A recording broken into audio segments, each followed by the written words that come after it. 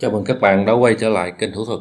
Hôm nay kênh Thủ Thuật sẽ giới thiệu với các bạn một cái mẹo để chúng ta nhập nhiều giá trị cùng một lúc, nhập giá trị cho nhiều ô cùng một lúc.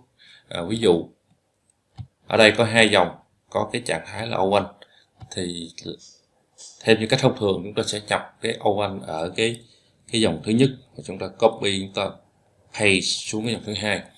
Thì ngoài ra trong Excel có một cái cách để giúp chúng ta nhập nhanh hơn, đó là chúng ta nhập cùng một lúc hai ô,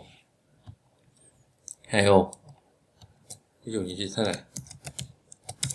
Đấy. Thì làm thế nào để làm được như thế này? Thì hôm nay kênh Thủ Thuật sẽ giới thiệu với các bạn cái thủ thuật để giúp chúng ta làm cái chuyện đó.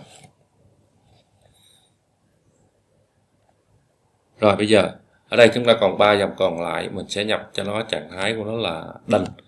Bây giờ để nhập done cho 3 dòng này cùng một lúc thì trước tiên là các anh chị chọn 3 ô. Chúng ta có thể nhấp Ctrl, giữ Ctrl và chúng ta chọn những cái ô chúng ta muốn nhập. Sau đó chúng ta nhập vào cái nội dung cho 3 ô.